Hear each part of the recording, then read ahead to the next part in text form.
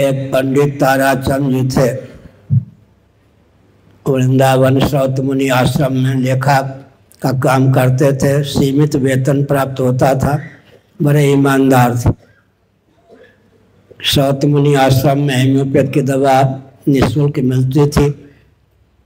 उनकी पत्नी कुछ रोग थी, उन्होंने हेम्योपैथ की दवा लेकर पत्नी से कहा, अगर यह दवा लाभ नहीं करेगी तो हानि नहीं करेगी।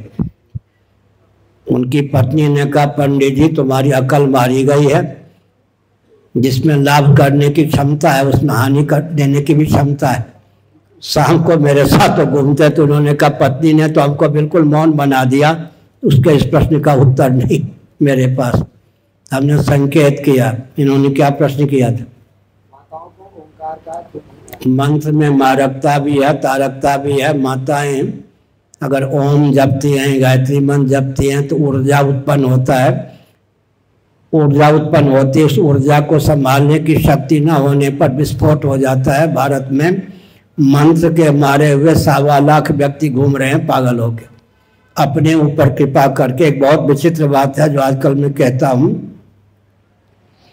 अगर शास्त्र सम्मत फल चाहिए तो अपने ऊपर कृपा करके शास्त्र सम्मत विधि निषेध का अनुपालन कीजिए। यातायात के नियम तो लौकिक हैं। अमेरिका में राइट हैंड साइड, भारत में लेफ्ट हैंड साइड, ये लौकिक नियम है।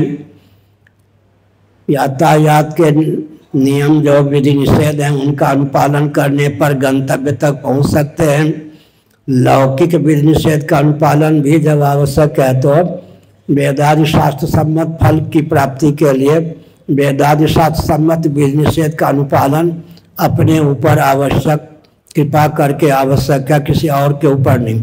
अगर आप ये मानते हैं कि राग द्वेष मूलक विधि निषेध हैं तो शास्त्र को मत मानिए, मनमाना आचरण करके देख लीजिए। न सिद्धि मवाप्नोति न सुखम न पराम गति। लौकिक पारलौकिक उत्कर्ष और भगवत प्राप्ति का मार्ग कभी प्रशस्त हो ही नहीं सकता है। इसलिए वेदादि शास्त्र सम्मत सिद्धांत का अनुपालन करने पर ही भोग और मोक्ष की प्राप्ति हो सकती है। यह जो प्रश्न किया जाता है शूद्रों का इसमें अधिकार नहीं, स्त्रियों का अधिकार नहीं, यह भी कहना चाहिए ना, ब्राह्मणों का अधिकार नहीं। विधि निषेध किसके ऊपर नहीं है? सबसे ज़्यादा विधि निषेध ब्राह्मणों के ऊपर है। उनसे भी अधिक विधि निषेध ब्राह्मण सन्यासी परिव्राजकों के ऊपर नहीं है। उनसे भी अधिक विधि निषेध की प्राप्ति हमको है। विधि निषेध किसको नहीं है प्राप्त? विधि निषेध सबके पास है, सबके लिए क्रियान्वित है। विधि निषेध का नाम ही तो संविधान होता है। अगर हमको शास्त्र सम्मत फल चाहिए तो अपने ऊपर कृपा करके शास्त्र सम्मत विधि निषेध का अनुपालन करें। हमारे पूज्य गुरुदेव स्वामी करपात्री जी महाराज डंके की चोट से कहते थे, फल चौर्य सनातन धर्म में नहीं है। फल से किसी को वंचित किया गया है क्या? उदाहरण में हूँ, विधिवत अग्निहोत्र का त्याग करके मैंने संन्यास लिया है, मैं भोजन नहीं बना सकता, लेकिन मुझे भोजन दिया जाता है या नहीं, भूखे मारा जाता क्या? नहीं ना। इसका अर्थ क्या है? फल से किसी को वंचित नहीं किया गया। स्वे स्वे कर्मण अभिरता संसिद्धिम लभते नरः स्वकर्मणा तम अभ्यर्चा सिद्धिम विन्दति मानवः। गीता का अध्ययन कीजिए, 18वें अध्याय का, 9वें अध्याय का, 8वें अध्याय का अध्ययन कीजिए। ते यान्ति पराम गतिम।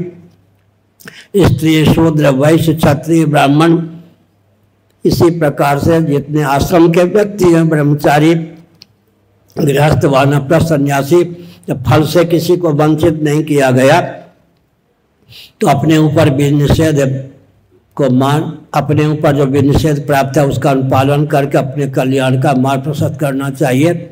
यह कहना छोड़ दें कि स्त्रियों का इसमें अधिकार नहीं, शूद्रों का इसमें अधिकार नहीं। यह कहें कि विधि निषेध सबको प्राप्त है, चाहे ब्राह्मण हो, सन्यासी हो, स्त्री हो, पुरुष हो। आगे आधा तीतर आधा बटेर की कहावत चरितार्थ मत कीजिए। अपने ऊपर कृपा करके शास्त्र का कुछ नहीं बिगड़ेगा, न मानने वालों का बंटाढार हो जाएगा। बुरा न मानो लिया।